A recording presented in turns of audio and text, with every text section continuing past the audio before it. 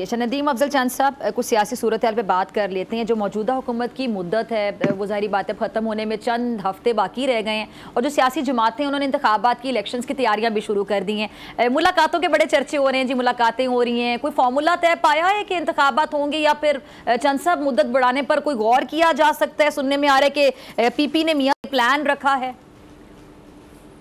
देखें जी, अभी हमारी को पार्टी की मीटिंग्स नहीं हुई कि जिसमें कुछ ऐसी डिटेल खबरें आ सकें, तो अभी चंद दिनों में मीटिंग्स होंगी तो सच्ची बात है। बाकी जो क्यास राइयाँ हैं, मैं समझता हूँ कि इस वक्त मुल्की सूरत हाल, जो पाकिस्तान पीपल्स पार्टी ने जो मईशत का एजेंडा जो लाहौर से शुरू हुआ था, चैम्बर्स ऑफ कॉमर्स से और फेडरेशन से लेके और आज तक पार्लियामान में भी, तो मेरे ख्याल में पीपल्स पार्टी का तो नंबर 1 एजेंडा यह है कि इस मुल्क में मईशत को बहाल किया जाए।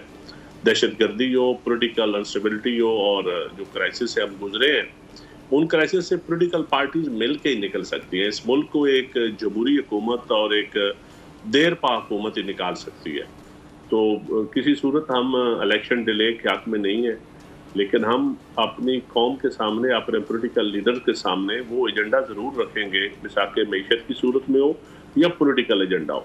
इससे पहले शहीद बीबी ने चार्टर ऑफ डेमोक्रेसी रखा था, जिस पर मियां साहब ने भी साइन किए थे और एक अच्छा डॉक्यूमेंट बना था। और जो लोग उसको मुखा कहते थे या उसको उस वक्त नाम देते थे, आज उन्हीं लोगों के वो फायदे में है कि उस एजेंडे को अपनी चीज़ों पे माफ़ी मांगे और चार्टर ऑफ डेमोक्रेसी की तरफ आए। चार्टर ऑफ डेमोक्रेसी इस मुल्क का अल्टीमेटली हल है कि इस मुल्क को जमहूरी ममालिक के तौर पे हमने चलाना है, तो उस पे हमें बैठ के अपनी कुछ चीज़ें सेटल करनी पड़ेगी। इस वक्त जो पाकिस्तान में सूरत हाल है, पॉलिटिकल वर्कर, मैं तो किसी सूरत में भी उसको आइडियल नहीं कहूँगा कि इतनी शिद्दत है सियासतदानों में आपस में। हम ऐसे इशूज जो आम आदमी की बेहतरी के लिए, आम आदमी की भलाई के लिए हम कर सकते हैं, वो भी हमारी सियासी लड़ाई की नज़र हो रहे हैं। तो मैं समझता हूँ कि सियासतदानों को अपने मिल बैठ के मामलात हल करने चाहिए और बाकी इदारों को अपनी आईनी हदूद में रहते हुए सियासतदानों की हेल्प करनी चाहिए।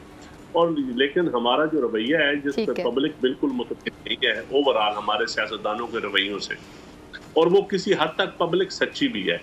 जब हम इक़्तिदार में होते हैं तो हम कहते हैं कि हम जी बड़े बाइख्तियार हैं, जब हम इक़्तिदार से उतरते हैं तो हम कहते हैं कि हमारे पास इख्तियारात नहीं है।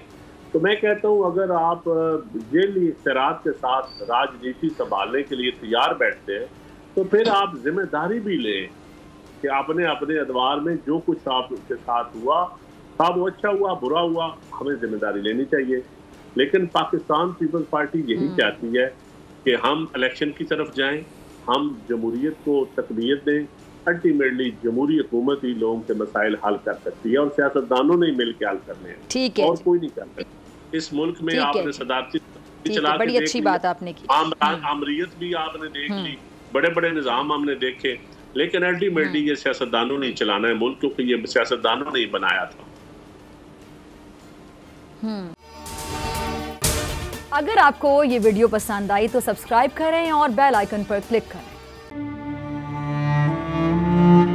अवाम के लिए एक और मुश्किल, आटे की अदम दस्तयाबी पर अवाम परेशान। शदीद गर्मी में यूटिलिटी स्टोर्स के बाहर लंबी लंबी कतारें। बोल ने निभाई सहाफती जिम्मेदारियां, पहुंचाई घर घर ये आवाज। इस्लामाबाद के यूटिलिटी स्टोर से सस्ते आटे का हुसूल शहरियों के लिए ख्वाब बन गया। बोल न्यूज हकायक सामने ले आया है। आओ मिलकर आवाज उठाएं, पाकिस्तान को बदलें बोल के साथ। बोल बना अवाम की आवाज। अवामी शिकायत पर बोल ने किया मुताल्लिका इदारों से मुतालबा। सुबह 6 बजे से आकर ये लोग आटे का इंतजार करते हैं। 7 बजे आई और नहीं मिल रहा है आटा, पैसे नहीं होते तो उधारे लेकर आती हूँ। वो कहते हैं जी 7 खजूर लाजमी लें, हमारे पास आटे के पैसे नहीं होते तो खजूर कहाँ से लें?